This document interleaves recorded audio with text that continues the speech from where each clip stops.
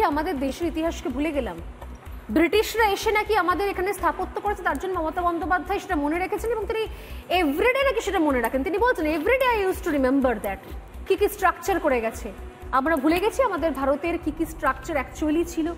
আমাদের ভারতীয়রা বিভিন্ন সময় বিভিন্ন রাজত্বকালে হিন্দু রাজাদের সময় কোন কোন স্ট্রাকচার তৈরি করেছিলেন। কিছুক্ষণ আগে আপনারা যখন এখানে ছিলেন আমি সেই সময়তে কয়েকটা পরিসংখ্যান দিচ্ছিলাম। উনি কি ভুলে গেছেন কোন জায়গা থেকে একজন ব্রিটিশদের শাসনকালকে এত নরমভাবে এত মনে রাখার মতো করে সেই শাসনকালকে গর্বিত হতে পারেন? আমার ধারণা রত্নদি, আপনি কি বলবেন? ইতিহাস নিয়ে দীর্ঘ চর্চা আপনার। আমি একটু পিছিয়ে বলছি, কারণ স্বাধীনতার কথা এসছে তো। 1946 সালে গ্রেট ক্যালকাটা কিলিং হয়ে গেছে, 16ই আগস্ট ডাক দেওয়া হয়েছিল ডাইরেক্ট অ্যাকশন ডে, এসব আমাদের উপর দিয়ে কেটে গেছে।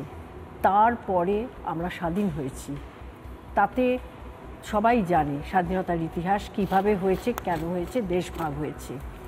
তারপরেও অনেক ঘটনা ঘটে গেছে, তারপরেও আমরা কিন্তু হিন্দু বা মুসলমান ছিলাম মোটামুটি পাশাপাশি, একটা হারমোনি মেনটেন করে। কিন্তু এখন যেটা দেখছি, মমতা ব্যানার্জি 2011 সালে আসার পর মানে একটা বেঙ্গল হয়ে গেছে, একটা টিন্ডা বক্সের মতো। মানে যে কোনো মুহূর্তে বেঙ্গল আমার মনে হয় যে এমন একটা পরিস্থিতিতে দাঁড়িয়ে আছে, কি ঘটবে আমরা জানি না, একটু ভয়ও করে।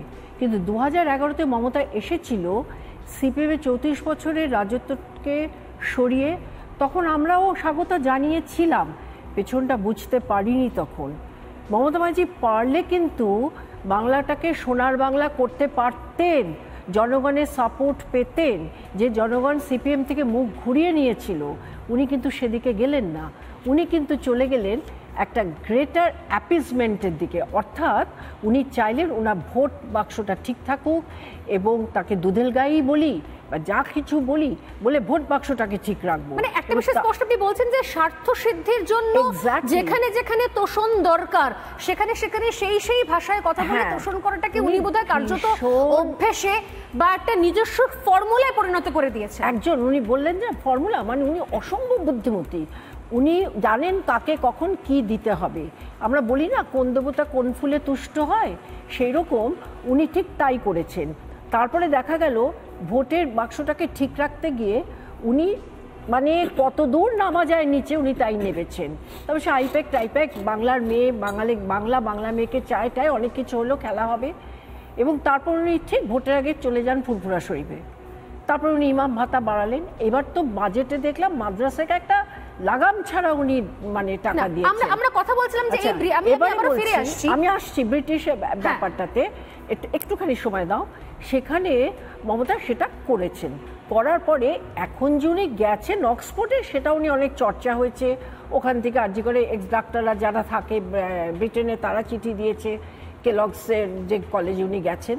কিন্তু আমার যেটা বক্তব্য, উনি কেন এটা বললেন যে মানে ব্রিটিশকে উনি তোষণ কেন করলেন, তার কারণ আমার এটা একান্ত ব্যক্তিগত মনে হচ্ছে মত যে ব্রিটিশ বা ব্রিটেন তো ক্রমশ ইসলামাইজেশনের দিকে যাচ্ছে, সুতরাং ওখানে উনি ওই রাজনীতিটা খেলেছেন। এটা খুব ঠিক পয়েন্ট, খুশির জন্য, কারণ ওখানে প্রচুর আমরা জানি যে প্রচুর বা বাংলাদেশীয় রয়েছেন, প্রচুর পরিমাণে ওখানে তারা রীতিমতো ইলেকশনে পার্টিসিপেট করছে, একটা বার্তা দিয়েছেন, তারা ওখানে নাগরিকত্ব পেয়ে গেছেন বিপুল পরিমাণে। সেখানে মুসলিম ভোটার কিন্তু বিপুল পরিমাণে বেড়েছে, হয়তো সেই জন্য তিনি সেই তোষণের রাস্তাটাকে নিয়ে নিলেন। যাতে তোমরা দেখেছো না পাকিস্তান গ্রুমিং গ্যাংটা, সেটা হেরে গেল পার্লামেন্টে, মানে ব্রিটিশদের ভোটের সঙ্গে মুসলিমদের ভোটে, সেই ভোটে হেরে গেল, তারা পাস করাতে পারলো না মানে পাকিস্তান গ্রুমিং গ্যাংয়ের ব্যাপারটা। এবং আমি শুনেছি যে লন্ডন থেকে শুরু করে বিভিন্ন ইউরোপের মানে এই ধরনের জায়গাগুলোতে দুম করে দেখলে ঠিক বোঝা মুশকিল হয়ে যায় যে এটা আসলে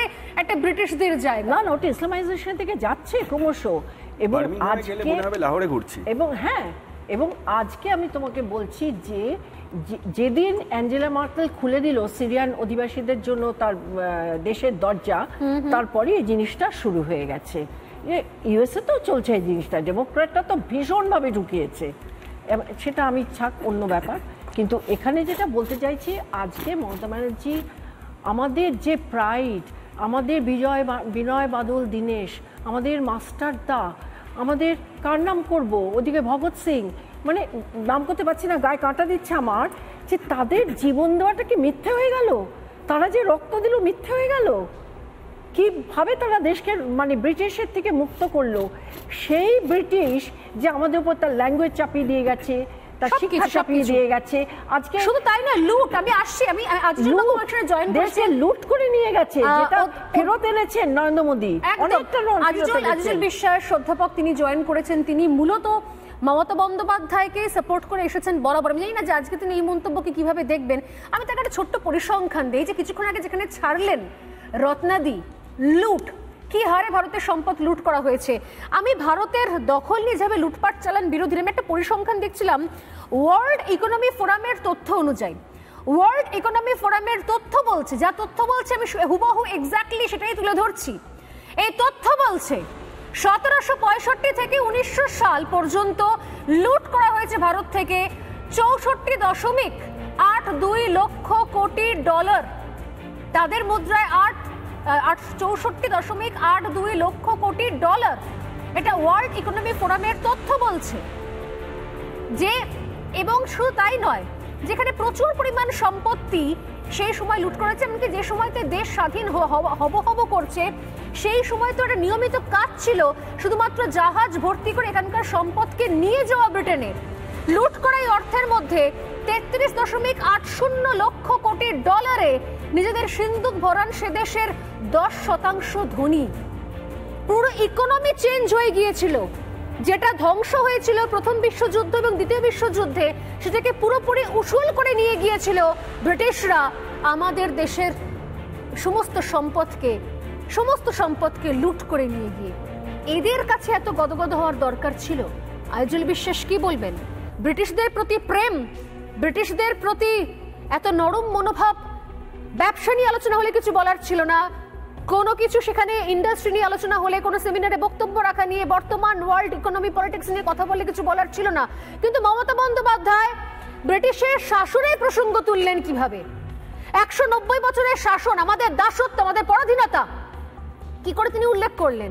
কি করে তিনি বললেন যে তিনি নাকি প্রতিদিন এগুলো মনে রাখেন? যেটা নাকি অবদান ব্রিটিশদের। কি করে বলতে পারলেন তিনি এটা বাংলার নিজের মেয়ে হয়ে, ভারতের নিজের মেয়ে হয়ে? আজিজুল বাবু। হ্যাঁ, আমি প্রথমেই রিকোয়েস্ট করব, দূর থেকে বলছি তো, ফলে একটু আমাকে মানে একটানা বলতে দিও, যেটুকু বলতে দেবে।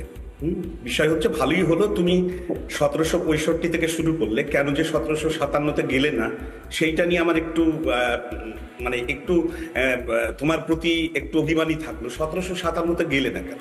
কারণ 1757-তে বাংলা, বিহার এবং উড়িষ্যার যে শাসক নবাব সিরাজউদ্দৌলা ইংরেজ বাহিনীর কাছে পরাজিত হচ্ছিল, রবার্ট ক্লাইভের কাছে। এবং সেই যে পরাজয়টাকে আমাদেরই বাংলার একটা শ্রেণী, তারা সেই সিরাজউদ্দৌলার পরাজয়কে বাংলার নবজাগরণের সূচনা লগ্ন বলেছেন। অনেক বিদগ্ধ কবি প্রতিষ্ঠিত, আমি নাম করলাম না, করেছে এই বাংলা থেকেই। এবং তুমি কৃষ্ণনগরের মহারাজাই বলো বা ওই শোভাবাজারের জমিদার দেব পরিবারই বলো, তাদের যে কানেকশন, তাদের ভূমিকা কি ছিল পলাশির যুদ্ধে সিরাজউদ্দৌলাকে পরাজিত করতে, সেই ব্যাপারটাও তুমি জানো। আলাদা করে একটা দীর্ঘ বক্তৃতা করার জায়গাটা নয়। আর একটা জিনিস বলছি, এই যে ব্রিটিশরা যে সাম্রাজ্যবাদী ছিল, আমরা কেউ ইতিহাস বিস্তৃত নই আজিজুলদা, কেউ ইতিহাস বিস্তৃত নই। আর তার আগে নবাবী শাসন ছিল, কারণ তারাও এসেছে, তারাও রাজত্ব করেছে, বাংলা শাসন মানে একাধিক মন্দির ভেঙেছে, লুটপাট চালিয়েছে, দখল করেছে। তাই ব্রিটিশদেরকে আসতে গেলে নবাবের সঙ্গে যুদ্ধ করতে হতো। আমরা কেউ ইতিহাস বিস্তৃত নই। এবং সেই সময়তে অনেক হিন্দু জমিদার, হিন্দু ব্যবসায়ীও তাদেরকে সাহায্য করেছিল। এটা হিন্দু বিস্তৃতির কোনো, এটা ইতিহাস বিস্তৃতির জায়গা নেই। আমার বক্তব্য, বর্তমান সময় দাঁড়িয়ে আমরা এন্টায়ার সেই শাসনটাকে তা নিয়ে গদগদ হয়ে গেলাম কিভাবে? কথা রাখলে না তো। আমি প্রশ্ন হচ্ছে, মির্জাফর শুধু জাফর আলী খান ছিলেন না, মির্জাফর ওই তোমার কৃষ্ণনগরের মহারাজা ছিলেন, শোভাবাজারের জমিদার ছিলেন, নাটোরের জমিদার ছিলেন, বা আরো অনেক ছিলেন, নাম বলবো না। মানে তোমার ওই জগৎ শেঠ বলো, রাজদুল্লাহ বলো, এরা ছিলেন। এবং এই কথা মমতা বন্দ্যোপাধ্যায়ের কথা যখন বলছো, আবেগের জায়গাটা বলেছেন, এটা তো ঘটনা যে ব্রিটিশরা সাম্রাজ্যবাদী শাসক হিসাবে আমাদেরকে শোষণ করেছে, লুট করেছে, তার বিরুদ্ধে আমরাই লড়াই করেছি। আবার আমাদের মধ্যে থেকেই বীর সাভারকাররা মুচলেকা দিতে বাধ্য হয়েছে। কাদের বিরুদ্ধে? যারা দেশের জন্য প্রাণ দিয়েছে, দেশের জন্য স্বাধীনতা আন্দোলন করেছে।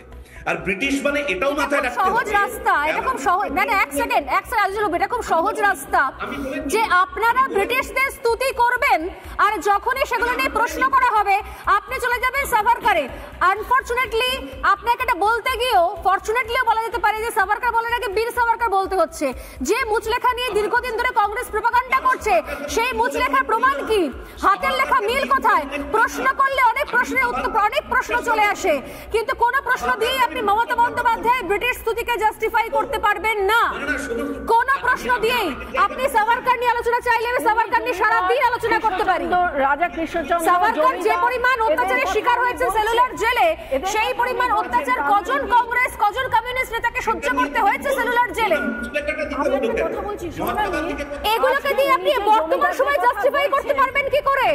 মমতা বন্দ্যোপাধ্যায়ের স্তুতিকে জাস্টিফাই করবেন কি করে? জাস্টিফাই করবেন কি করে? মণিশঙ্কর বাবু আছেন, মণিশঙ্কর বাবু, মমতা বন্দ্যোপাধ্যায়ের ব্রিটিশ স্তুতিকে জাস্টিফাই করছেন কি করে আপনারা?